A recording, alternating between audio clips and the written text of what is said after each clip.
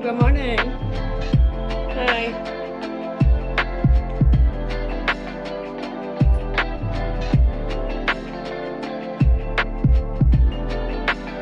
I feel like I need to buy a key light.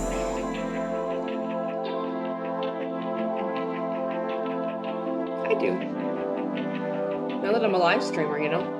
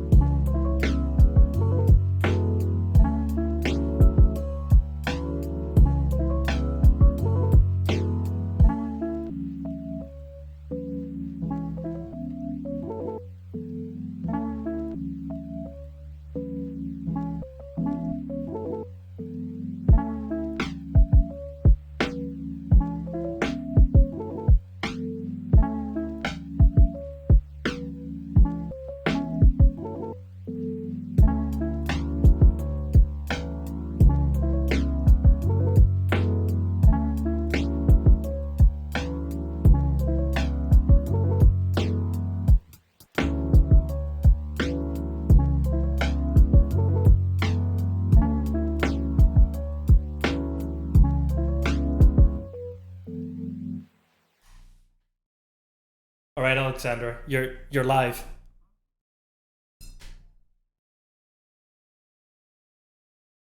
Yeah. So I have a new view. I hope you like it. This one. No, but it is very fitting with today's theme, the lost code. You've never played Half-Life, so the jokes.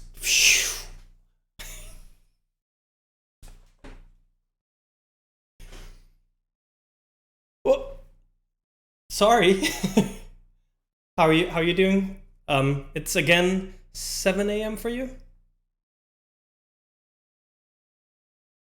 Yeah, I don't see any sun on your wall this time.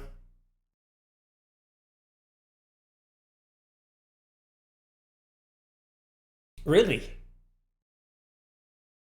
Do your dogs always wake up later than you?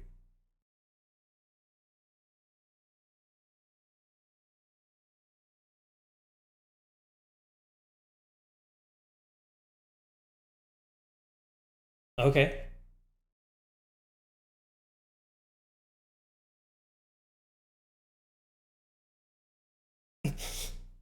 All right. But they don't wake you up in the morning as an alarm.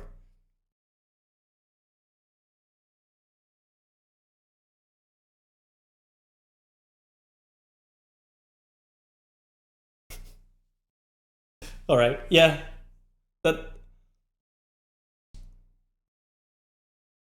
it sounds like I need a dog and just exchange my cat. Oh, hold on, Alexandra. So first papcack of the day. It's fine. Yep. No, we're gonna fix this. Hold on. I switched around a lot of stuff. Hold on. Because I wanted to add in nice little shadows behind Gordon and change this layout a little bit. Um, there, Alexandra, can you say something? I can say something. All right. Good Chat. morning again. Good Yeah, afternoon. good morning. We were having, well, it wasn't any useful thing we said yet, so that's perfect. Yes, thank you for letting us know. We were talking about dogs and cats in the morning. Yes. Although I guess they heard your half of the Yeah, which must have conversation. been extra weird. Well, now you should have to tell us. Doesn't Nori wake you up by smacking you in the face? Yeah, Nori wakes me up every day between 5 and 6. He's getting better. Because before, Yeah. what he used to do is he'd wake up at 5, walk to me, stand on me, put his little nose with whiskers in my face, and then like tickle me basically with the whiskers. That was annoying. So then I would pretend to keep sleeping, and then he would go to either the closet or the radiator and then start scratching it, which is like really annoying sound when you're trying to sleep. Um, but lately he's been a bit better. He just sits next to me and stares at me, which is also kind of disturbing. It's a little creepy. Yeah. But how very cat of him. Yeah, and it's very adorable. Like if I always lie on my side. If I have my hand like out, he'll push his little head in there and then cuddle and then lie next to me. So it's getting better. It's becoming less painful. Yeah. So, yeah. He's making it easier for you to wake up in the morning. Yeah, well, I'm like I don't have to set an alarm anymore. It's just 6. I'll be up. So Yep. kind of easy, I guess. We haven't had it's any good. feedback on the audio yet. If you check Twitch yourself, do you hear audio? Hold on, I could do that myself. Are you going to do it? Yep, checking. Okay, great. Oh, well, I heard you ask me if I was going to do it. So, yeah, we're all good. We're good. Okay, cool. Yeah. No news is good news then. Yes. So, it's good that we hadn't actually started with anything useful yet. All right, I cool. would say so. They can hear all of us now. Awesome. Yay. All right. So, maybe a short recap of what we did last week. Because last week was your first steps into cloud. Mm-hmm. Do you want to share with us how that went? Well, I think from my perspective, it went fairly well. Um, It was a lot smoother than week 1, right? So this is week 3 of a series that we're doing, Terraform, beginner Terraform, very, very beginner. Last week, we used both Terraform Cloud to create a storage bucket in Google Cloud. And then we uploaded some images to be able to share them. But one thing that we didn't actually figure out was the URLs to make it an actually publicly available image that wasn't just a download image. I know we're not working on that today, but I'd like to come back to that at some point. Well, maybe we can look into that today. I have to admit I haven't looked at it this week yet, but we can just do that live maybe and try and figure that out. You didn't have time this week? No. I was busy with Hex, so. Yeah, but I'm just giving you a hard time. It was a busy week. We had our internal employee all hands, I guess you could call it. Yeah. Yep. But we're here today. Yeah. Fresh and ready to go. Yeah. I just ran out of coffee, so that's unfortunate though. I was just going to say with lots of coffee. Thanks. Look, I even have extra. Well, thanks for joining us. And no, I'm just going to end it here. Thanks, Alexandra. You're welcome. All right.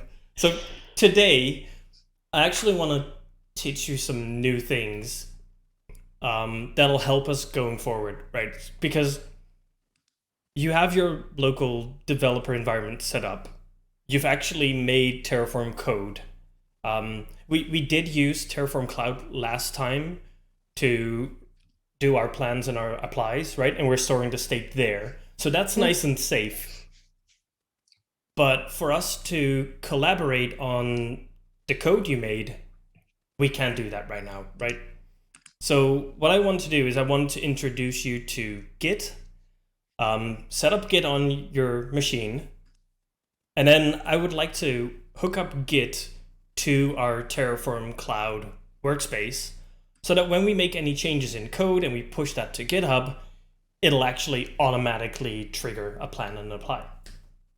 How does that sound? That sounds fancy. Okay. So let's start off with, have you heard of Git? So I've heard of Git, I've heard of GitLab, and I've heard of GitHub. Okay. What's the difference between those? Oh, that's a good question. I probably can't articulate it accurately. I wonder if anyone in the chat would be able to help me out. Does anybody want to give her some hints? Otherwise, GitLab a CI/CD and GitHub is a repo, like a repo system. Is that kind of?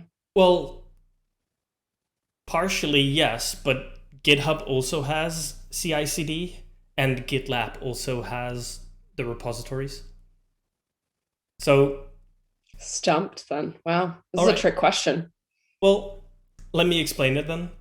So basically, the version control system underneath all of it is Git, right? So Git makes it so you can make commits in your code. So basically take like checkpoints, right, along your journey on the timeline. And you can push those checkpoints up to a Git repository, right? Now you can do that locally, or you can do that between two of your machines, or whatever you want, right? There doesn't have to be a central server when you use Git. There are other version control systems that used to have a central server, like Subversion. You needed a server, and then everybody would pull their code from there and push their code to there, right? Okay. But with Git, it is a bit more decentralized, although most people still use it in that same way, where you have your central server where everybody will push their code so that everybody can collaborate together on that. But you can also do things locally. So you can have your local timeline and then sync that with the remote one, right? So have you heard of commits? Have Have you heard of branches by I any have chance? the master, Yep, and then which is now create a renamed to branch. main mostly. Oh, yep, I do know that as well. Yep. So Hmm. can you explain to me what a branch would do? So a branch, I believe, is created off of the main repo, right? So that you can actually propose changes that can be reviewed and then committed back to main, but you can like break it off so that people can review it without actually impacting the main code. Yes, and it's not just only about being able to review it, but also let's look at it as like two alternative timelines, right? So you have your main timeline, right, which is like the main source of truth for everybody, and you can break off of that into your own little dimension or timeline, and you can change the state of the code in that. Um, but you don't have to push it back into that main branch if you don't want to, right? Um, Why wouldn't you?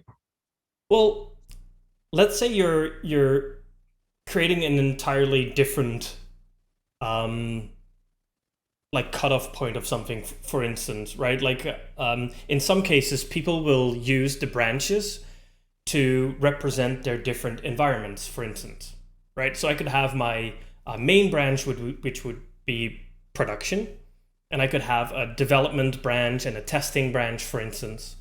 And what you can do is merge commits back from those into the production one if you want to.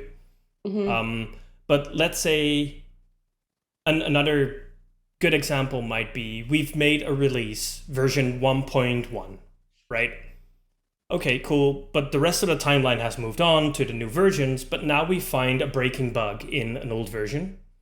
We can actually check out that moment in time when we made the old version and work from there,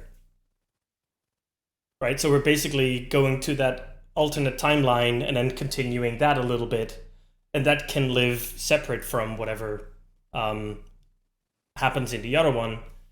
Or you can commit those changes back, like merge them back into the main timeline if they're also useful for that one. Okay. Now, another interesting thing you mentioned was reviews, right? So Hmm. reviews is not something is standard in Git itself. That's actually something that GitHub and GitLab and other Git platforms offer you. So basically, what they do is they take the core system and offer workflows around Git and give you a nice UI and be able to comment on commits or make a pull request that can then be reviewed, right? So it's more a system around Git itself. And Okay. you can basically GitLab and GitHub are fairly equal in what they offer. So what is the difference then? So it's kind of like Windows and Mac they do kind of the same thing, but they're different flavors of that same thing, right? You can see GitHub and GitLab as the same. They're just competitors. So they're just, yeah, different UIs, potentially some different workflows. Yes, correct. So they're Okay. all working on creating their own workflows around Git and extending features. So And does Git stand for something? Googling. Google. Yeah, Hey, let me DevOps Rob. He's arrived. let's see. Let's see if Git stands for something.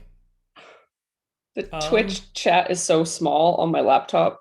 I have to basically like put my face up to the laptop to see what it says. oh, really? Maybe I need readers. So I'm checking out the Wikipedia page right now, and I don't directly see. Oh, hold on. Naming. Oh, Does, well, yeah. It it um it it's not a very nice name. It might be named after an unpleasant person in the British English slang. okay. By Linus Torvalds, the creator of Linux. He basically says, I'm an egotistical bastard and I name all my products after myself. So, yes. Got it. So yeah, thanks for asking that, Alexandra. We learned I've something new today. I've enlightened everyone who's here with us. Yes. So, yeah. So okay, we know what Git is.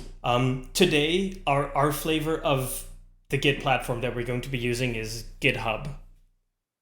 So you already have an account on GitHub, and I have already created a repository. And one of the reasons why I wanted to create a repository as well is that we can actually share the code of each of the episodes going further with the viewers, right? Cool. That's a big part of it. So let me, thanks Windows. I don't know, everything just disappeared. Hold on, I'm bringing everything back. There we go. So I made the repository. So Rob has a correction for you. Oh, well. He says Git stands for genuinely interesting things. Yeah, but then he says he's joking. I know. But I had to call it out. Oh, okay. Thanks, Rob. So I made a repository called DA Terraforming with Freeman. And it's public, so people can follow along.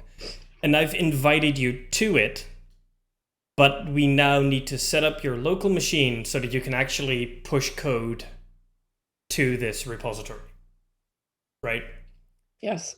So in order to do that, you will need to set up authentication on your machine. Now, we might want to do this without you sharing your screen. Okay. But I would like to show people how they can actually do it. So, let's see. If I take this one, right? So if you are on GitHub, right, on your page, on the top right, oh, and I need to switch to my local share so people can see it a bit better, right? So in the top right, you have your profile menu. And if you go to settings, you should then have a category on the left called SSH and GPG keys, right? I do have that. Okay, so we then need to click new SSH key. Okay. Right. Now, I'm with you. The problem for you in this case is you don't have an SSH key yet, right? So we need to generate one. Now, if you go back to the SSH keys on your page, since you haven't created one yet, there should be a link that goes to the documentation on how you can create an SSH key. Is that correct? That is correct. Okay. Check out the guide to generating SSH keys. Do you want to share that link in chat so people can follow along? I would love to, except I don't have this open on the same machine, but I have a workaround. Hold on. Hold, please. I look in the opposite direction. I got to figure out a better way to do this next time. Yeah, well, you're not on screen, so it's all fine. Oh, I'm not. Perfect. Well, I can put you back on screen. No, that's okay. You don't need to. We don't need to see me looking at my laptop. All right. Okay, I've shared it in chat. Right.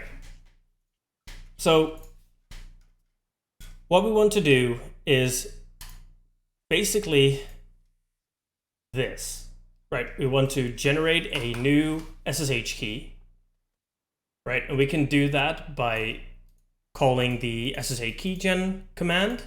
And then you can choose the type of key you want. So you could have ED25519, or you could do an RSA key. It's just the algorithm with which it's encoded, right? Encrypted, sorry.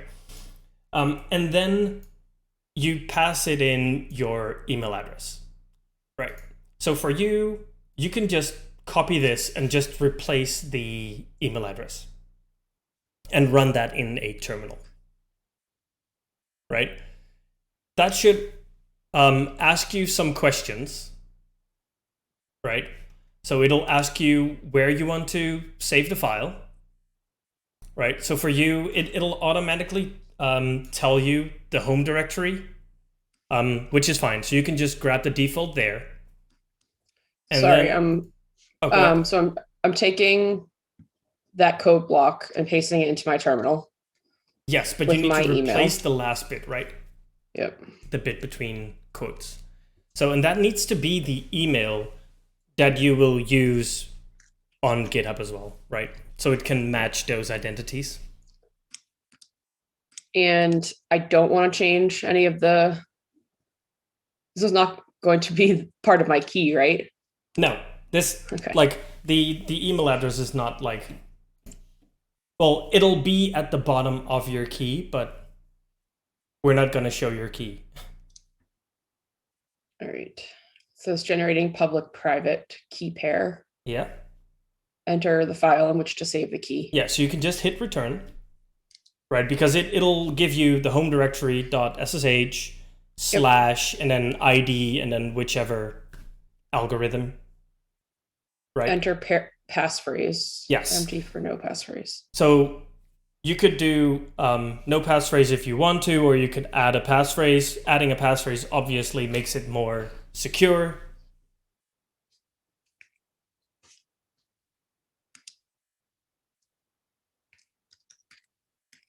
See if this works. It should.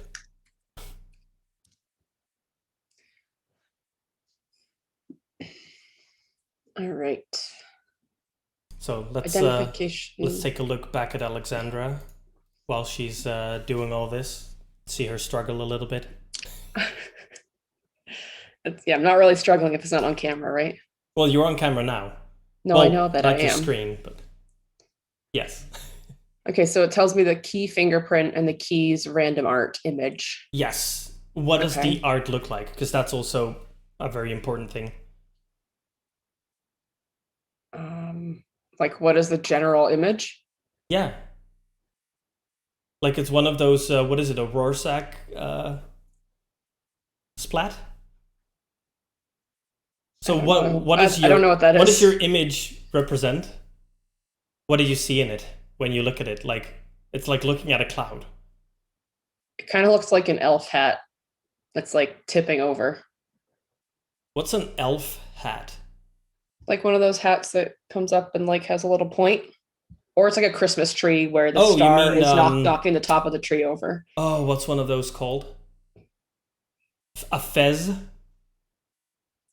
Maybe, sure. We'll go with it. Yeah, I think that's a fez, right? Like one of those little red buckets with like the little tail on top. It's not really buckety. Well, like a flower pot? No. Nope, It's not a fez. Not at all. That's incorrect. All right. Well, you just have to remember this because you're going to have to fill out that image later. Here, like, type it over. No, I'm just kidding. You don't need it. I don't ever need it again? No. Interesting. It's just, sometimes it looks like a chicken or, you know. But this time it looked like a hat, but we don't know which one. We do. I shared it with you. Oh, where did you share it? I shared it in Slack, and I'm going to put it in the chat as well, so that people know it's not a fez. Oh, like an elf hat, like a Christmas Santa's workshop elf. What else do you think when someone says elf hat?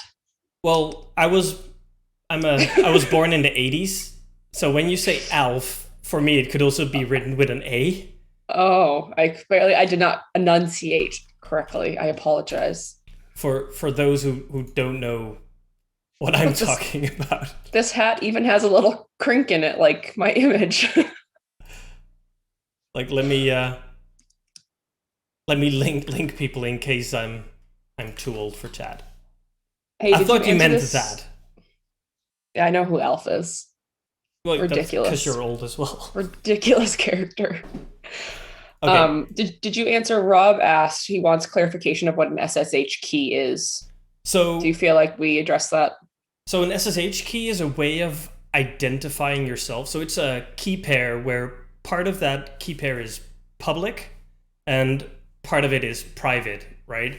And by sharing your public key with somebody, they can basically identify you and authorize you, or sorry, authenticate you that you are indeed who you are, and you will then get access. And you would use this to, for instance, SSH or make a connection to a remote machine through a secure shell.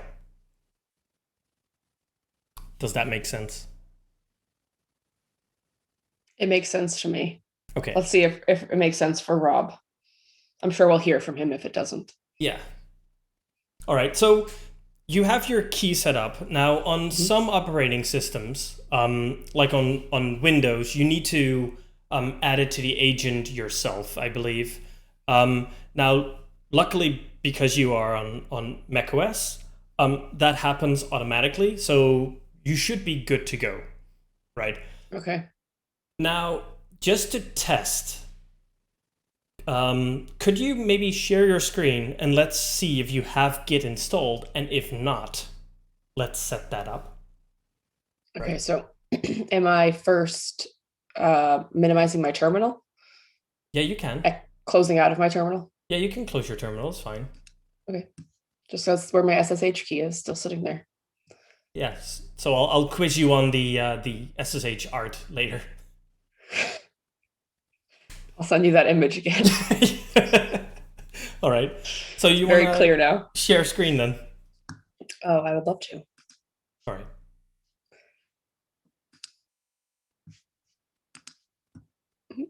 Oops, cancel that.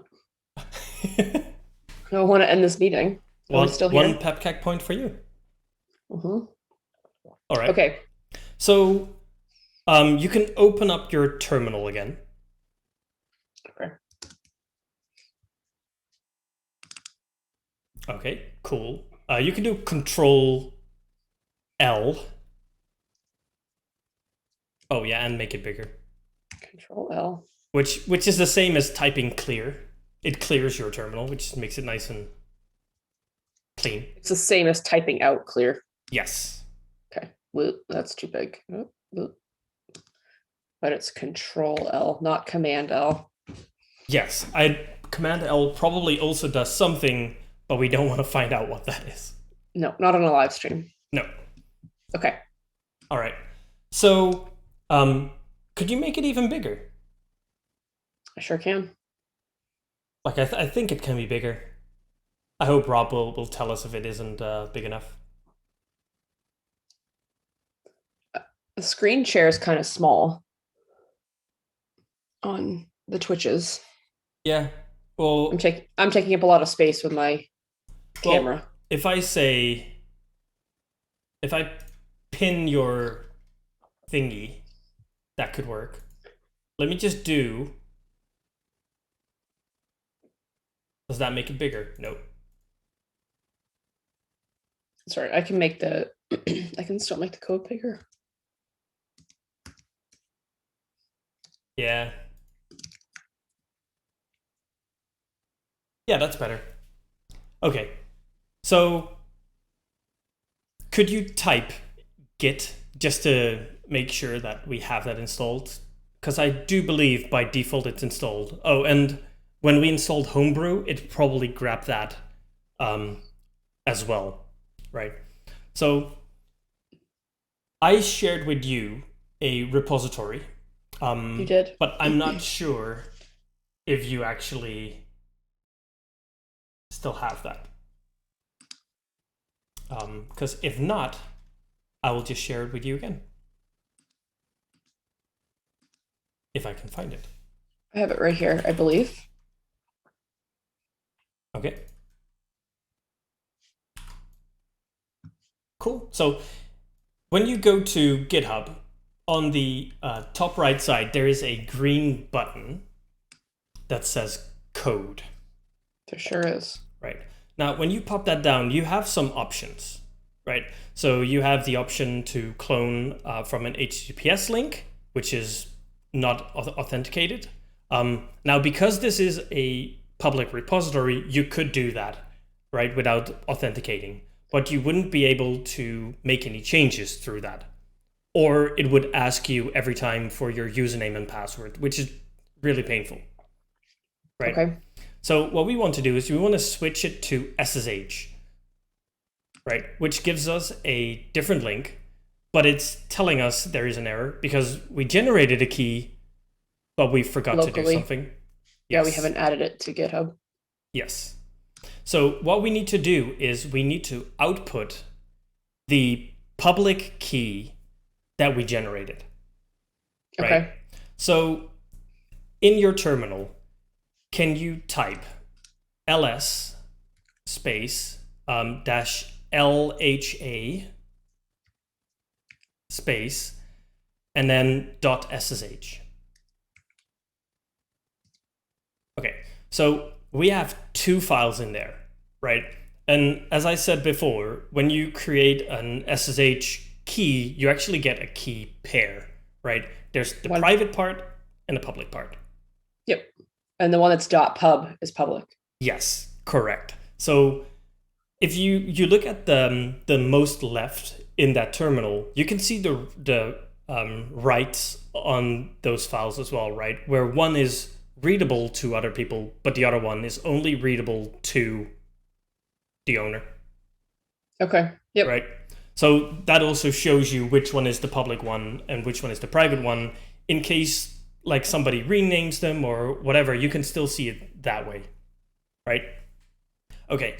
So what we want to do is we want to output that public key. Right.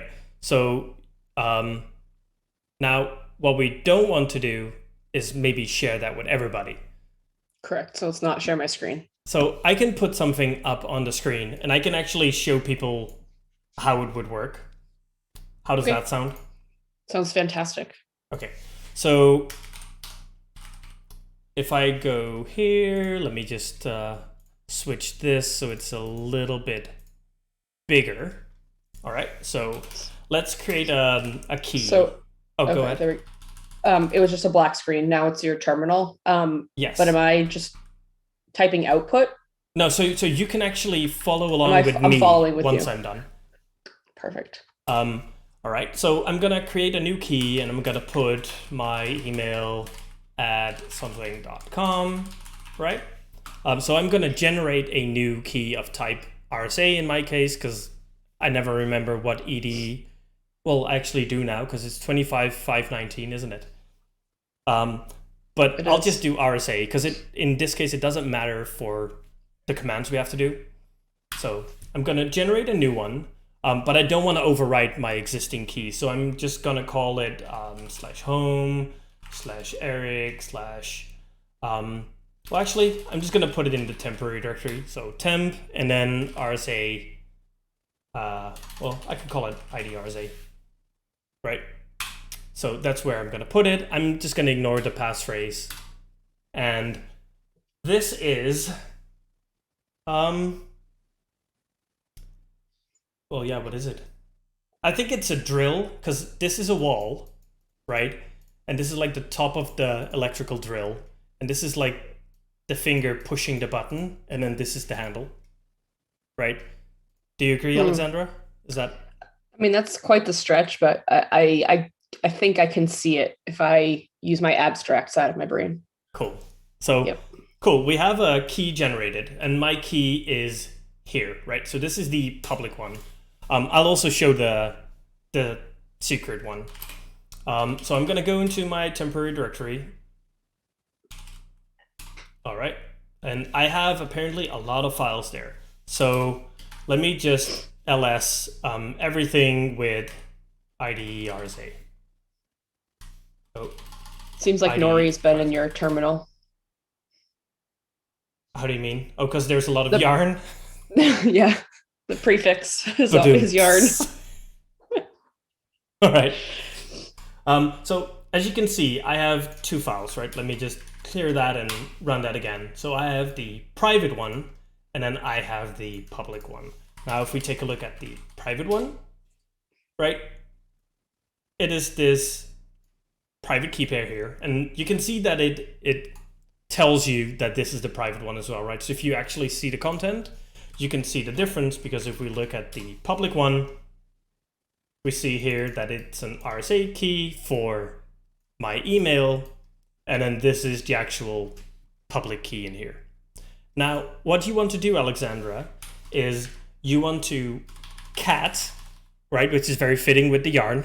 Yes, it is. The ID, Nori strikes again. yeah, the public file, right, which will output something like this for you. It'll say SSH, probably ED25519, because I think that's what you created.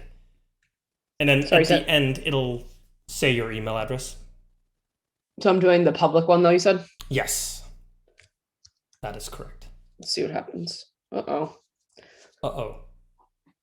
So it's just cat space ID underscore, right? No, ID underscore or ed blah blah blah dot pub. It says no such file or directory. Oh yeah, of course, because yours, if you want to like follow along like to the T, yours would be home directory .ssh / id ed25519.pub. Right. That should give you the file. And then remind me the tilde stands in for home. Yes. So you could either write the tilde, or you could write the environment variable home, or you could actually write /home / well, in my case, Eric. Right. That's all the equivalent. Because if I do this and I actually try to expand it, oh wait, let me do that. Oh, it doesn't want to because of Z shell. Well, but normally it'll in some shells it'll actually replace it with whatever is that that home directory. Okay. So it was able to run that time, and it returned an SSH key. Yep. Okay, cool. So let me go back to temp, and let me cat my public file. So what you then want to do is you want to grab all of it, including the SSH dash, whichever algorithm you use, and the email. To the email, yes. Including the email or until the email? Yes, that is correct. Including the email. Including. Okay. Yep. Got it. All right. Now, once you have that, you want to go back to your repository or your GitHub, and then at the start where it had like settings and then the keys and then new key, this is where you would paste that key. Okay. Right? And then you can give it a title just so you can keep track of it mentally of which key is this, right? So in case you would have a different key per machine, or you can name it after the machine.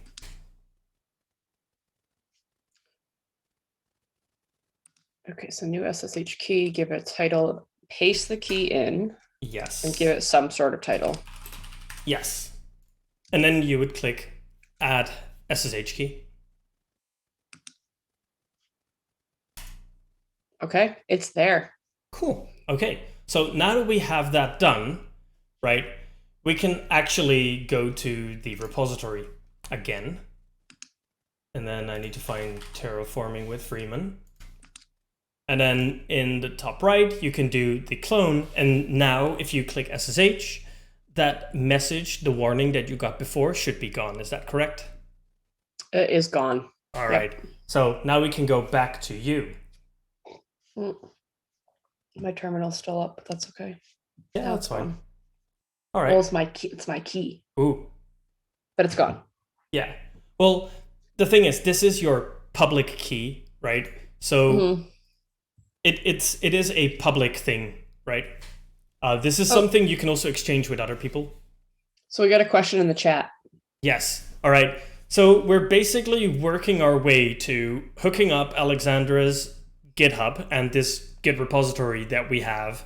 We're going to hook that up to Terraform Cloud, and then we're going to continue using Terraform with Google Cloud Platform.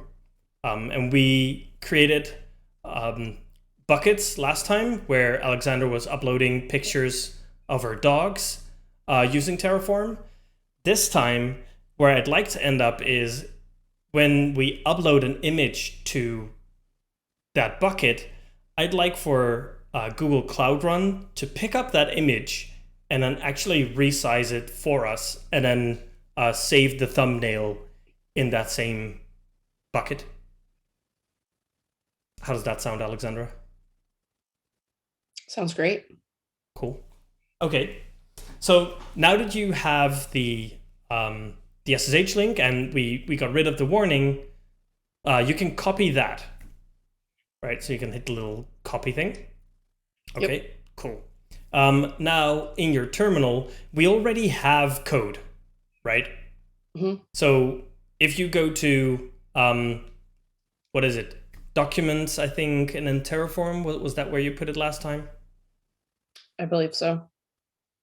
All right. Like so, type in documents? No, CD for change directory. That's right. I was going to crash myself, but... Sorry. That's okay. I'll wait next time. All right, so CD... Well, now I'm lost. Space. Because CD is the command you want to run, and then everything else is the parameters that you're passing to it, right? Mm-hmm. So you're telling it to change directory to where you want to go. So that would be documents, Terraform. Yep. And I think it's gonna... Oh, it didn't actually complain. I thought it was gonna complain about the lowercase d instead of the uppercase d. If you do an ls, do we actually have the Terraform files here? Okay. So we have episode 1 and episode 2 there. All right. So let's create an episode 3. Okay. Just type in episode 3. No, we want to make a directory. So make deer. Yes, correct. Is it actually? Well, it's just MK. Yeah. Make directory. Yep. And then let's call it episode 3. Or do you? Well, no. Let's not call it lost code. Is it supposed to be MKDIR episode 3? Yeah, correct. Okay, so then you want to change directory again?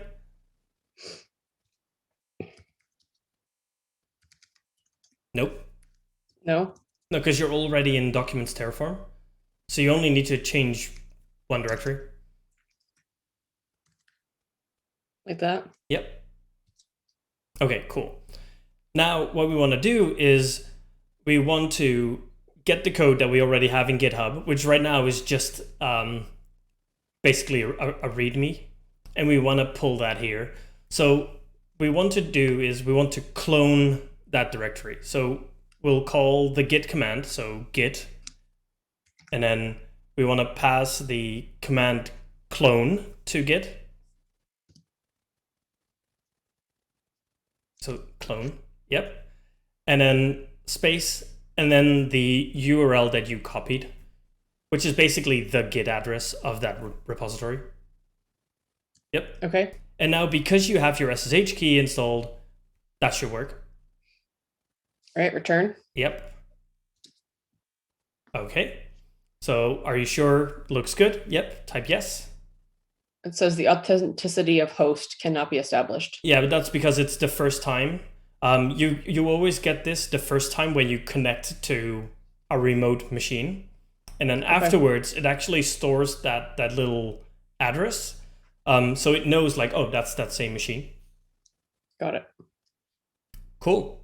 All right. So if you do an ls now, you'll see that it actually pulled that directory and files here. So if we go into that directory,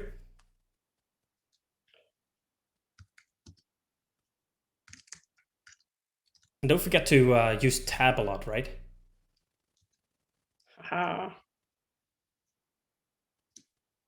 Okay, cool. Now, you remember in the first episode, we installed that fancy terminal, right? Mm-hmm. So the fancy terminal actually shows us where we are on the file system, but it added something now as well. You see the little main in gray. I do. So that's actually the Git branch that you're on, right? So if you go to a different branch, it'll actually tell you that, which is really useful because otherwise you would have to type git branch all the time to figure out like, oh, am I still on the correct branch? Okay. And that's part of the, what is it? Z Z-shell, yes. shell that we downloaded. Interesting. Okay. All right. Thank you, Z shell. Yeah. So if you do ls now, you should have one file in there, which is readme.md, right? All right. Yep. But we're going to add more things to this. So if you type code space dot, it'll open Visual Studio Code in the current directory. Sweet. Right. And then you can take a look at the README file. So I just added a README with the descriptions of the previous episodes and the links to those episodes in case people want to catch up later.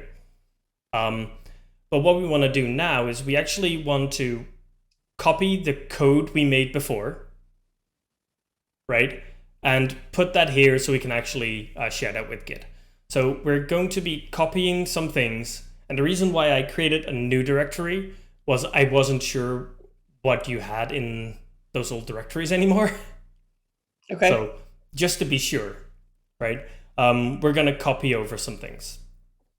So looks like Barry has joined us this morning. Hey, Barry, are you here for the pepcax? Yeah, I'm not floating today. Pepcax as the two of you had on Monday. Yeah, I decided to not wear a green shirt today, which I think was a wise decision. Probably smart. But I do have a very fancy background now. Let me show Barry. Yeah, you're not on screen. No, I am now. Like I decided to go to my summer house on the Lost Coast. Because I decided to call this episode The Lost Code after Half-Life. I will say, Eric, it would be pretty awesome if you had a green shirt on today and you were just floating over that little city. I'll keep that in mind for the next time where maybe I'll wear that again. Oh, it's our favorite Hans.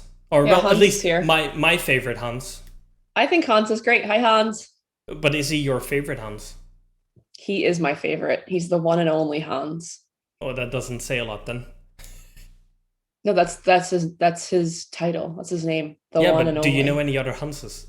I definitely do. Oh, okay. Well then, there you go, Hans. You're our favorite Hans. Okay. So back to Alexandra. In the terminal, let's go back to the episode 2 code, right? Because we have some code there that we want to use for this episode as well. Okay. So if you cd space ... and the ... means up one directory. And then we can go up once again, but instead of just typing ... we can actually do ... / episode 2. And if you use tab, it'll actually autocomplete all these things for you as well. But how does it know I want episode 2? Well, it's asking you now, like, hey, episode -, these are your options. So if you type tab or hit tab twice, it'll actually go over them.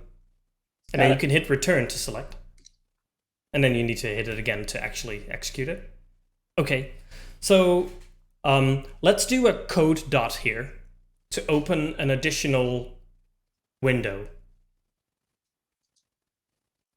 And we're just gonna stupidly copy paste things. Okay. Right? That doesn't seem like the best approach, but well, it sounds no, like it isn't. An Eric YOLO. Well, kind of. Well, we might use the terminal to copy the files over, but first let's take a look. So if you hit the little 2 file icons on the top left, we get the tree, right? So I'm thinking, okay, so if you go to the terminal window, we're not gonna stupidly copy paste. We're gonna do it with the terminal. So Rosemary disagrees and says that copy paste is a legitimate technique. Yeah, I know. But in this case, everything we have there is fine, and we're gonna ignore some files so it doesn't show up in Git. Okay. So what we can do is we're gonna do cp, which stands for copy paste. Well, no, it's only copy. Oh, okay. But it does move the file to a different place. So we do cp, and then we want to do -R. No space. Yes, space dash dash. Got it. Oh no, you're doing slash instead of dash. That's why I was trying dash. To. I thought I'd just say it a bit more clear. Right? So the -R flag means recursive. So that'll copy all the underlying directories as well, right? It'll go into every directory and copy all of the files in those directories. So it'll copy everything from main, image, and bucket? Yes, but also from .terraform and assets, like all the directories as well, right? So it's copying files, not the text, right? So that's why I told you it's not copy-paste per se, it's copying the files. Like when you drag it from one place on the file system to another. Okay. It's like that. So we're going to copy the whole directory and everything underneath. So we're going to do copy, recursive, and then space dot. So that means everything in this directory, space. So it's from, to, and then we're going to use the dot again to go one up. Right, so that'll put us in Terraform directory. Right, to the number. No, just it was from to. That was just the explanation. You don't have to type that one verbatim. So from dot to dot. Got it. Okay. Slash episode -3. Okay, is it space slash? No. Because this is the actual path, right? So the dot would tell it to go up one directory and then slash whatever. All right. So if you hit return, that should be copying over the files. Okay. So if we check out the other Visual Studio Code window that we had open before.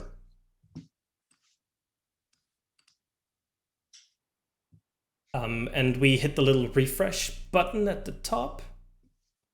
Oh, I know what went wrong. We're all good. We need to go into the episode 3 directory. And because we have the repo in the DA-Terraforming with Freeman directory, it's actually one deeper than episode 3.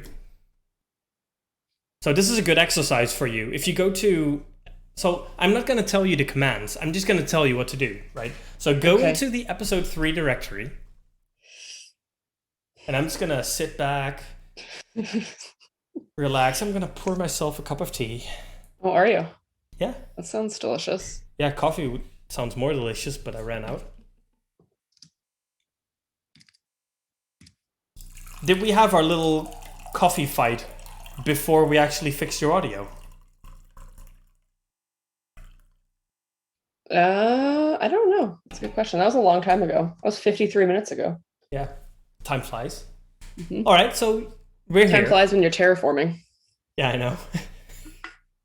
So if you I'm making my third cup of coffee right now. That's good. You're going to start bouncing soon. Yep. All right, so let's take a look at which files are in this directory. Would that be ls? Yes. Okay. Right, so we see our assets, our bucket, our image, and our main. There is, however, another file or another directory here, right? So what we can do is we can pass flags to ls to actually show hidden files, right? So I actually had you do this before with the key pair. Do you remember what I made you type there? Nope. All right. So type ls, and then we're going to pass in -l, And this will make it print a nice list, right? Instead of the files being next to each other like they are right now, they'll all be nicely underneath each other, right? All right, hit the up arrow because we're going to add more. Then we're going to type an H. So we'll get nice human readable. Oh, you have to put it right next to the L. All right, so this will give us human readable output. And then we want it to output all. So we want to add an A. Now if you hit return, you can see that all the dot files, so all the dot files are hidden files, right? Yes. But now we're actually showing them, and we're showing it as a nice list. And as you can see, all the sizes are now human readables. They're bytes and they're kilobytes instead of just numbers. Yes, correct. By the way, Rosemary is also drinking coffee. She wanted to make sure that you knew. Yeah. Thanks, Barry. Eric's very sad because he doesn't have any more coffee. Yeah. It's just, you're ganging up on me. Mm-hmm. All right. So she's here for moral support. Yeah, for you, not me. For me. So we need to copy some of those files to our actual repository directory, which was the DA Terraforming with Freeman, right? Mm-hmm. So we're going to do move MV, since we don't want the files to be here, right? The difference between move and copy, obviously, is that it doesn't keep the originals here. It'll actually move them over. So move, and then space, and we're going to put several files here, right? So we're going to do .terraform. Rob says he's there with you in solidarity. He's not drinking coffee. Thanks, Rob. Cheers, buddy. So we want to add another file, so we're going to separate it with a space. So we're going to move .terraform lock HCL. I see what you're doing here. Oh, there we go. Yeah. We want to move assets, bucket, image, and main. It's not dot assets though, right? No. And main. And image. Oh, and image. Can I say image out of line? Or does it have to be in order? No, it doesn't. The order doesn't matter. Okay. Okay, so I think that's everything. There's also the .ds store file, but that's just an annoying little file macOS wants to make for every directory you basically view in Finder, I believe. So it's like a little data file. So we can ignore that. Now, these are all the files we want to move, and the last parameter we pass in will actually be the destination. So if you put DA Terraforming with Freeman as the directory and then hit return, it'll move all of those files there. And you can test that by checking, well, the list with the hidden file thingy again. How does it know, right, that I'm done saying pass these things? Because you're not passing in anything else. When you hit return, you're basically ending your sentence, right? No, that's not my question. Oh, sorry. How does it? No, so of course, right, DA Terraform with Freeman is a location. Yes. But how does it know that it's like move these things to this thing? Because that's the last parameter. So it's always the last parameter. Yes, it's move all of these things to this place. Okay. So if I were to not add the DA Terraforming with Freeman at the end, it would give me an error, of course, since it has no destination. Well, no, it'll then assume that image.tf would be the destination, and it'll complain that, hey, there is a file called image.tf, so I cannot move these things to a file. Okay. So let's take a look. And all nice and clean. So now if we take a look in our Visual Studio Code, we will actually see all those other files, right? Look at that. But there are a few files that we don't want to end up in Git, right? Because it's like part of that is our state, and state can contain secrets and things. So what we want to do is we want to ignore those files. So what you can do is you can create a git ignore file. So you can create a new file called .gitignore. Yep, one word. Yes. Okay. And then in here, we're going to type .terraform. Right? So that'll ignore... Yeah, you can't make typos. I realize that. So that's going to match that directory. And then Sorry, we also... my typing's not as loud as yours, so people don't know when you're fixing an error. Well, with me, they know because of... That's what I'm saying. Sorry that my typing's not as loud as yours, so people don't know when I'm fixing an error. Well, it's good. Then people don't know you're making mistakes unless I call it out.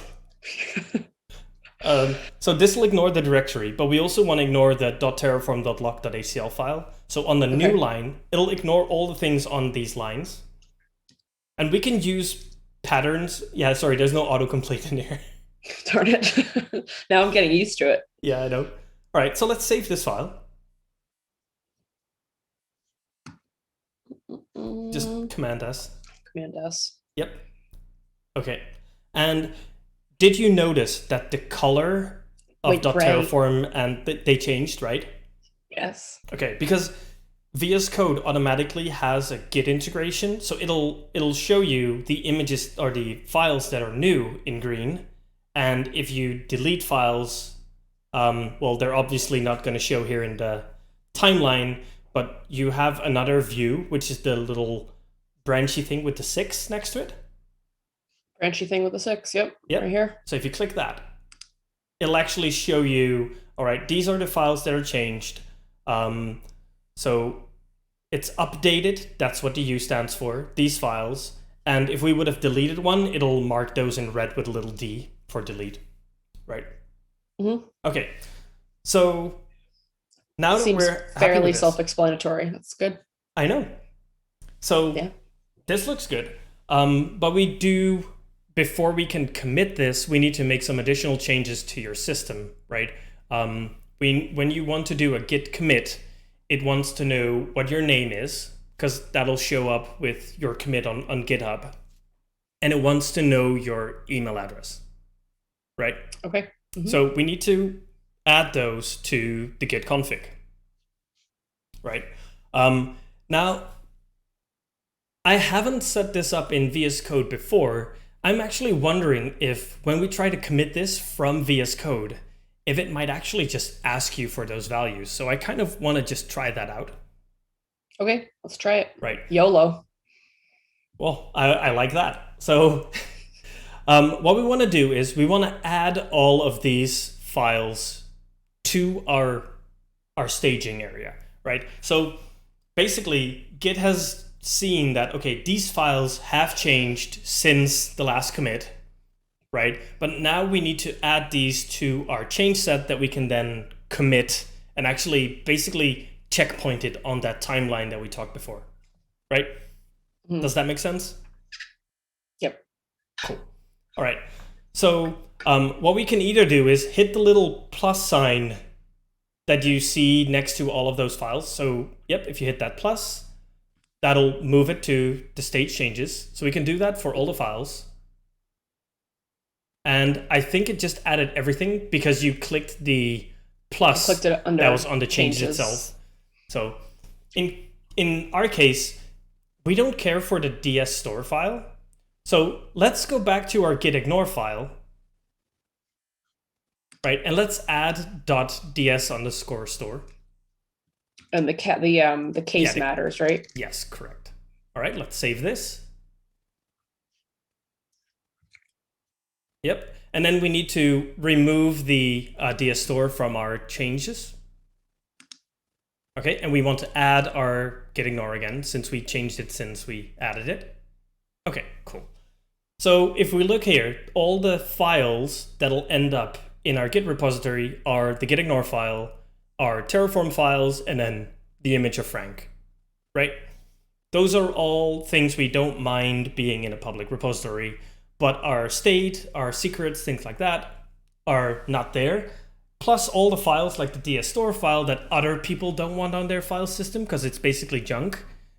We also ignore those, right? Okay, so now that we're happy with this, the way you can commit it, I think, is hitting the little check mark on the top. I think that is commit. Yes. That is commit. So if we hit that, it'll ask you for a message. So what we can do is we can just put adding our Terraform code to the repository or something like that. Okay, and then hit return. Okay, so unfortunately, it reminds us that we need to set the username and email, but it didn't actually do it for us.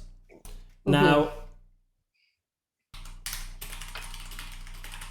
I believe it is, yes, that's correct. Okay, so let's go back to your repository, or sorry, your terminal, and let's add those values, right? So what we can do is we can type git config, 2 words. So git is the main command, and then config is the thing we want Git to do. And we want to set this for our global configuration. So it'll be for all our repositories, not just this one. So we want to add -- global. All right. And then we want to make a space and do user.name, a space, and then in quotes, Alexandra Freeman. And you might want to capitalize this because this will actually show up as like the human readable name, and just make it like you normally would write it with spaces and things like I thought it was supposed to be my actual username. No, this is just your visual name. So it's not username, it's the user.name, so the name of the user. Got it. Okay. All right, so you can hit return on that. So that'll set that setting. And then what we want to do is you can hit the up arrow because we're going to use most of this command again. But we're going to remove the name. And instead of the user.name, we're going to set the user.email. So my actual email. Yep. But also, you're setting the user.name still, right? We need to change the thing we're setting.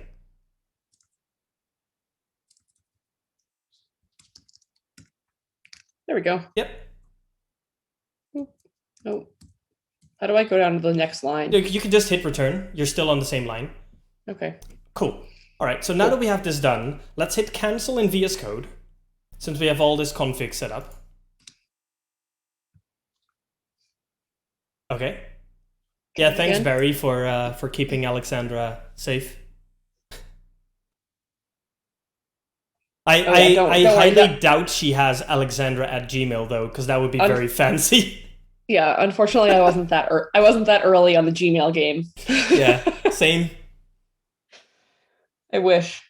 Yeah, that's a good one. Like, when you are doing things like this, it's good to use like a work email, because the emails of public Git repositories do occasionally get scraped, and people will send out random emails, which kind of feels like recruiter spam on LinkedIn. Yeah. So does it have to be a legitimate email, or can it just be like a whole bunch of words or letters at email address? So I think it can actually be just random, but it won't match up with like the link will be broken into commits basically to the user. And in our case, we actually do want it to link to our users so we can create issues, people can respond to us and things like that, right? Yep. Okay, so now that we have this. Rosemary makes a good point though, to use the no reply email that's tied to the account. That's a good one. Yes. So we can try and commit this again. Hit the little check mark. Sorry, you have to type that message again. What did we say? Committing. Adding our Terraform code. Yep. Cool. Okay. There it is. It's gone. So it is committed, but it's still on your machine, right? Because you remember when I said that with Git, you don't need to have a central server. Everybody basically has their version of the timeline. What you need to do to actually push it out is you need to git push it. Now in VS Code, I don't know exactly where the button is. So let's do this old school through the terminal. Right. Okay. So in the terminal, let's go into the repository directory. Let's go into the repository directory. Yeah, I'm just going to sit here, sit my... So I need to change directory, right? Uh-huh. Which directory does our code live in again?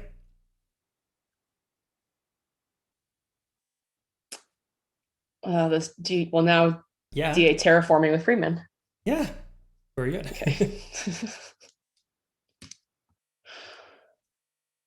Okay. An extra little arrow here.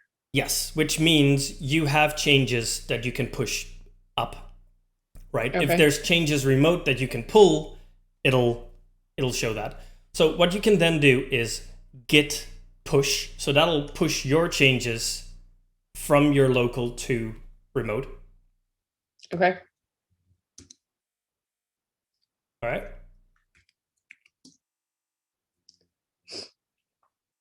And as you can see, it sees like there's 9 new objects, right? It's checking what the differences are between the objects locally and remote. And then it'll actually try to merge all those changes together. So if we are working in the same files, Git will actually try to squish those together, right? So it's not like, oh, you made your changes last, so they automatically overwrite mine. It'll try to combine them. Okay. If it can't, it'll tell you like, uh-oh, I have a conflict, and then you need to solve it manually. So I guess what are 2 different cases, right? What's one case where it would successfully squish them together, not merge them, squish them? Well, it's merge. Yeah. Okay. Or why would it not merge them? So let's say if you open the readme.md file, right? If we would, at the bottom, fill out the contents of this episode, right? Mm-hmm. There wouldn't be an issue because all the changes you made were like everything else is still the same. But if you were also changing things in some of the other episodes, and it then has a hard time trying to figure out like, okay, but which of these 2 are true? Like, because they both seem sensible. That's when you would get a conflict. If you just add to the bottom or you add a new section and it can actually figure out like, okay, this is the old file, they just inserted something here, it'll merge those for you. So it'll try to do it best. Most of the time, it'll be fine. It's just when you're editing exactly the same code that it doesn't know what to do, right? Right. So what does it do at that point? Would it give me an error? Yeah, it'll give you an error. It says like, oh, there is a merge conflict. It merges the, it actually accepts the changes that aren't conflicting. And it'll tell you like, hey, these files are conflicting. And then in those files, it'll add like spacers and it'll have version 1 and then equal signs divider and then version 2. And then you need to choose which one of those you want. Right, so you delete the ones you don't want, and then you do the commit, and then you do git merge continue, and it'll continue the merging automatically from there. And this is all in the terminal. So because you're using VS Code and it has that Git integration, when it notices a conflict, it'll actually visually show you like one of the changes will be blue, the other one will be green, and then you can just click like, okay, choose this one, and it'll do that for you. In VS Code, not in the terminal. Yes. Okay. So it's fairly user-friendly now. It didn't used to be like this. Okay, so now if we take a look at the repository in GitHub and refresh.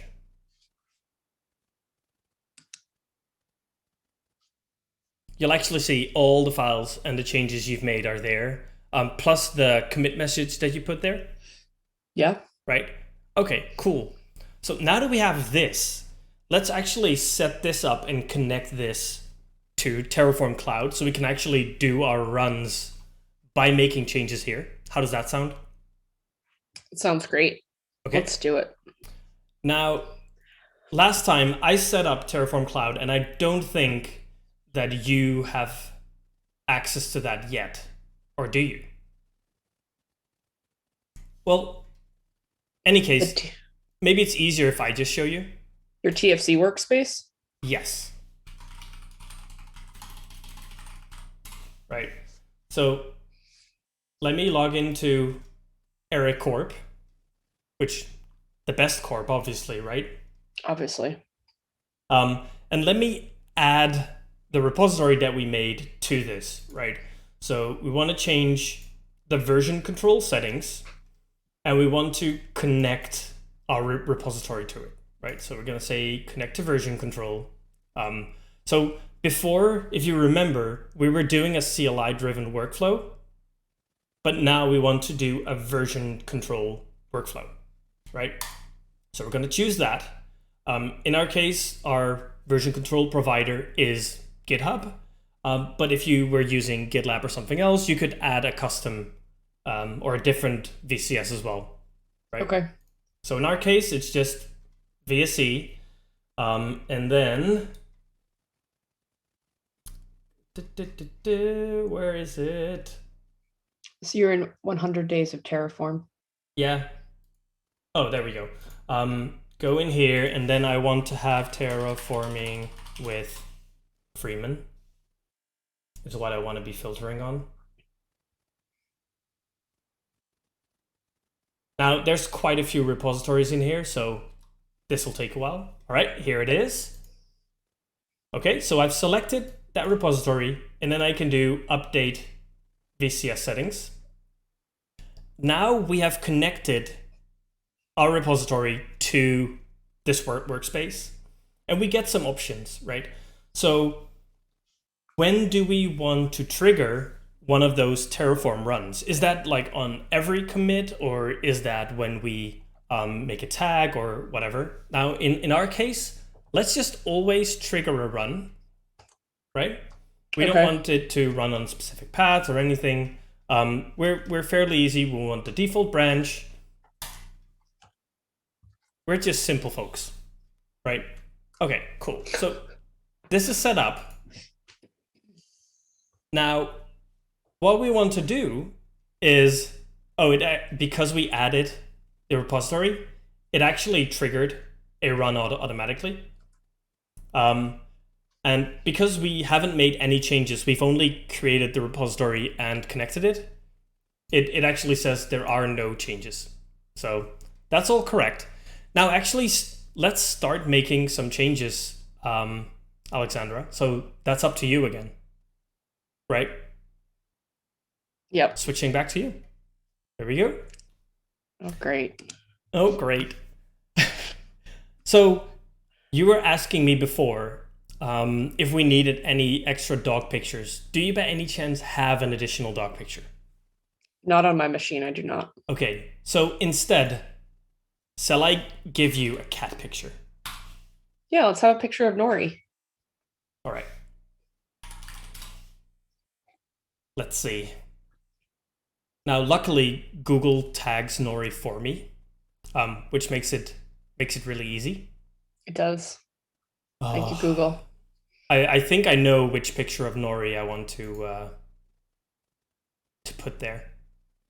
Okay, so I am going to add this picture to the Git repository, and then we can actually add it from there, right?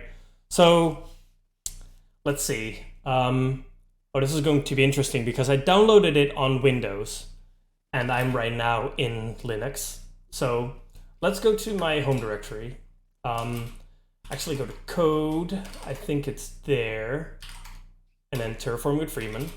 Now, I made some changes. Let me actually switch to this so it's a little bit neater. So you've made changes to the repository, right? But I don't have those yet. So what I need to do is I need to pull your changes to me locally, right? So I'm gonna pull these changes by using git pull.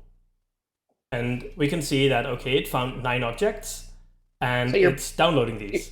You're pulling the changes from the repo onto your local machine. Yes, correct. Okay. Right. Is that something that you would do every time you interacted with a repo that's in GitHub? Yes, I would. So before I would make changes, I would first check like, oh, has anybody else made any changes? That way you always know that you're working on the latest code. Okay.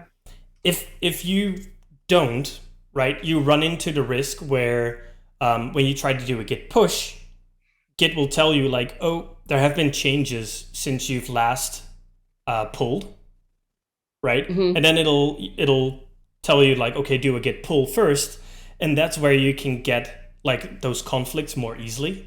Because if you change things at the same time, there's obviously more chance that you'll be working on the same files. Right. If that makes sense.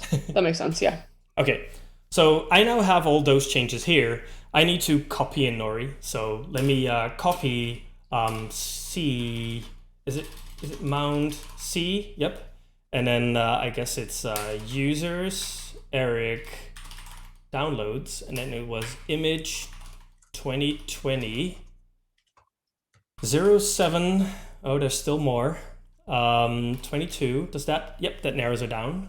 Right. So I'm gonna copy that to. I'll put it in the assets folder /nori.jpg. Okay.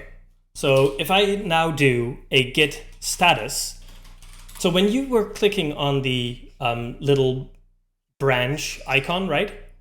It said 6 changes, but that's because it's constantly watching it. Now, if you're in the terminal and you want to see what actually has changed, you would type git status, and we can now see that, okay, we have one untracked file, right? So it's a file that Git doesn't know about yet. So what I want to do is I want to do git add, and in this case, there are no files that I want to ignore, so I can just type dot. It'll actually add everything in the current directory. So if I do a git status again, we now see that we have a new file for Nori, and I can now do a git push. Okay. Oh, wait, I didn't do a commit yet. My bad. So I tried to push without actually making any changes, right? So pepcac point for me. Thank you. So I'm gonna make a commit with a message, added a cat for balance. For balance. And now that I've actually made a change, I can actually push it. So this, the comment you just added there is similar to the comment that I added from VS Code. Yes, correct. So the -m stands for message. Okay. Right? Okay. Rosemary says she will work for cat and dog pictures. To think about, what do we need from her? From Rosemary, yeah. It's a good one. We're gonna have to think about it, because I think, yeah, it's worth getting something good. I mean, dog and cat pictures are pretty valuable these days. They certainly are. Especially on the black cat market. All right. So I've made my changes. Now we need to go back to you, and you need to actually pull those changes. So you now need to do the same thing I did, right? Right. So let's see if you actually paid attention. So I want to see git status, which will tell you nothing to commit because you didn't make any changes. Okay. Working tree clean. Yep. Okay. So what was the command I did after that? Git pull. Yes.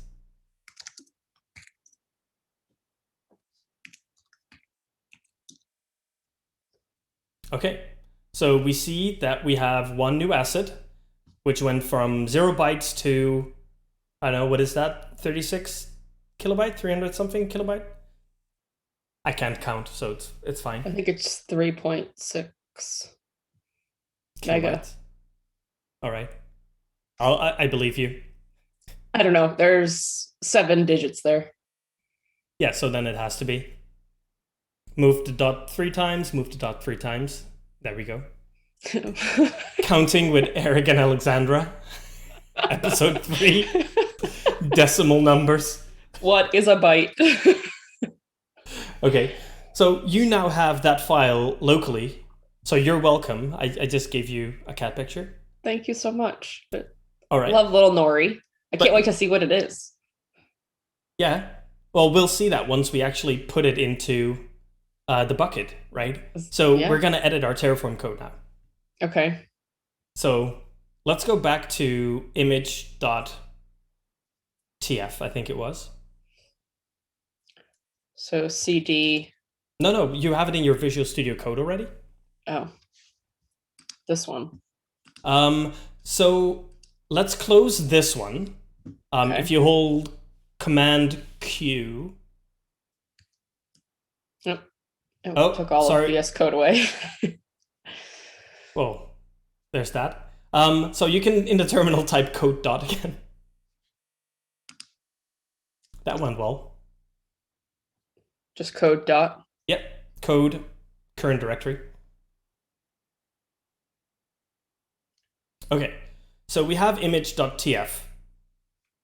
Let's add all of these resources again, but for Nori. So this is where Rosemary's copy paste comes in. So we can just take copy everything. Yep. Okay. Yep. And you can hide that pop-up asking about Docker. It's like, go away, pop-ups. Okay, so we need to rename some things, right? So you might want to make this code window a little bit bigger for yourself. Like a little bit wider. I don't mean bigger in text, just... All right. Because there's a lot of labels that still reference Frank. And that's going to cause issues, right? Because each of those labels should be unique because they're identifying a resource in Terraform. Mm-hmm. So the combination of resource type and resource name should be unique. So what we need to do is, for those bottom 3 ones, we need to rename where it says Frank image to Nori image. We need to change the name of the image that we want it to be in the bucket. And we want to change the actual source image because it's not called Frank JPEG. It's called Nori. Exactly. Yep, and then I didn't capitalize the name. Oh, that's right. It is case sensitive. That is correct. All right. To get used to that. So many Franks. I know. So there's a trick we can actually do. So hold on. Select Frank. Okay. Now hit Control D. Did you do Command D or Control D? I did Control D. All right, so that doesn't work on a Mac. Never mind. Just type Nori 3 times. When I do this in my VS Code, when I hit Control D, it'll actually select the other occurrences of that word as well. And then you can replace them at once. Now, that? That's Command D. Oh, is that Command D? Command D. So, like, that's the difficult thing with Mac. Like, some things are replaced with Command and some things aren't. So if I do Command D. Yep, and if you every time you hit D, it'll add an extra instance, right? So, and then to get out of it, because now you can see you have 3 cursors. Yes. You just hit Escape. Escape. Sorry, yeah, Escape. All right, so the rest actually looks correct because we want to use the same bucket, right? So that reference is still correct. And all the other references we actually updated. So we're happy with this change. Let's save it, create, add it to our stage changes, and then commit it and push it. So this is all you. What is this M, right? Instead of update. It means modified. Got it. Okay. But wait, what's the difference between updated and modified? I think the U is just a new file. So it's Okay. added, really. But A might have been more confusing than U. Okay. So we have added it here, committed it, saved change. Have you committed it already? Sorry. We've staged the change by Yes. clicking the plus sign here. Yes. And then we're going to commit it with a check mark. Yes. Now you need to write a sensible message. Sensible? Yeah. You want your commit messages to be descriptive enough so that when other people look back at the history, they know what was changed. Or the reasoning why something was changed, right? Yeah, that's fine. Okay. So we've now committed to change locally, but we need to push it.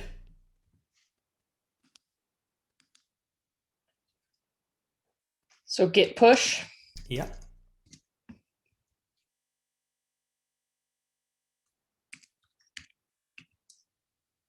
Do you typically have a passphrase? It Can depends. I ask that on a live stream? Like, if it's like sensitive key, then yeah, you would want that. Or you might want to have a YubiKey to actually do the password for you, right? Okay. If it's a key that you're gonna throw away, doesn't matter.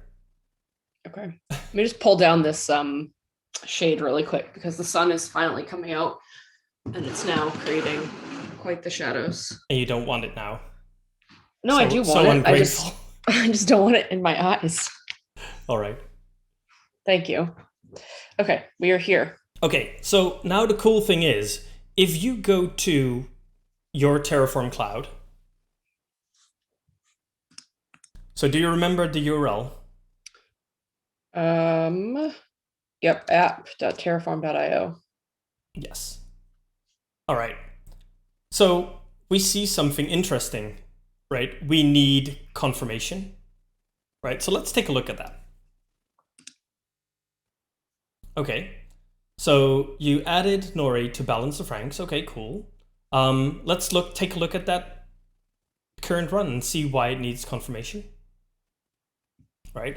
Okay, so it did the plan, right? Let's take a look at that plan. And you can hit the little expand button, which I think will make it even bigger. Or it might make it tiny. No, okay, good. And we can see that it wants to add an image and then add basically the permissions for it. To me, this all looks correct, right? Now, the reason why it asked for confirmation is because we have not set it up to automatically apply after a plan. If we are very confident in that every commit we do is flawless, which I'm pretty sure you can all agree that since you're working with me, that's not going to be the case. Okay. I was wondering what you're going to say there. Well, just what you were thinking. Okay. As long as we're on the same page. Yeah, no, it's fine. I know me and Nick, it's like working with children. It is. So you keep things interesting, though.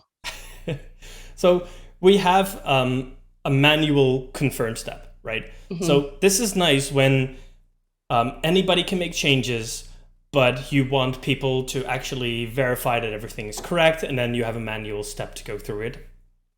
So you could either do that in Terraform, but let's say on GitHub, you already have a workflow implemented where everything goes through pull requests, then this might be just double, right? Because you're basically doing the same thing twice. Yeah, because it should show up. Would it automatically show up here as requiring review? So if you've set that up, that everything needs to, if you want to commit anything to main, for instance, that you have to do it through pull requests. If we would have implemented that workflow on GitHub, which we haven't yet, then that's basically already that whole verification stage, right? But since Okay. for us, we just have one branch and you and I can both just commit whatever we want, having this manual step is actually quite nice. But does it end up causing, or could it end up causing problems if the workflow in GitHub is different than the workflow in Terraform Cloud? No, because there's sequential, right? So GitHub notices there is a new commit, right? And that then fires a webhook to Terraform Cloud that triggers the plan, right?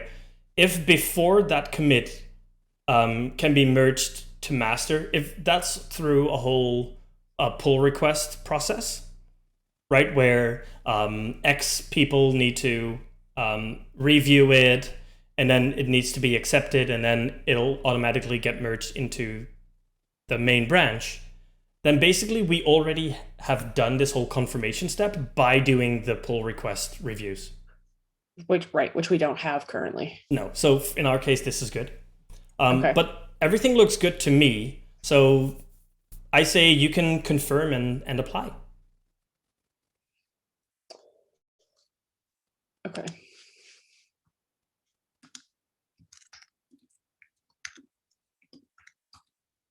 All right. That's always great. Yes. We're definitely going to be very clear about why we've approved this. When git blame isn't enough, put it in comments as well. Yes. I mean, the comments are required, so. Okay. So as we can see, that all went well. If we take a look at the apply, and yes, sorry, it's still going to be a download link, but you can try out the little download link. Oh, that's actually not the download link anymore, because you remember we changed it. So Well, we did, but it's still storage. yeah, but that's the internal one. So let me actually give people right. the public one, and that'll make it a bit nicer. So I'm now going into the UI, going to our little bucket, and then I just noticed the bucket is inaptly named. Well, because it says Freeman dogs. Yes. Yep. That is correct. But that's fine. All right, so I posted the image. But why do you have access to a different? Well, it's because in the UI, when you hit the copy URL, it gives you this one. We'll figure that one out. Right. Someday. But can I see it in the UI somewhere? Not here. It's in the Google Cloud UI. Oh, that I don't have access to. No, I don't trust you yet. We definitely have to figure this out though, because this is not going to work as we move through adding more pictures. No, we're going to be fixing this. I love Nori's markings. I didn't realize that he had so much variation in his coat. Yeah, he is chocolate / black. When he's in the light, he has a little bit reddish tint as well. I feel like maybe you should share your screen so we could talk about Nori. Oh, you want me to put Nori on the screen? Hold on. Always. Oh, I need to first pull him out. There we go. You know, it's funny. It's similar to Frank too. So big.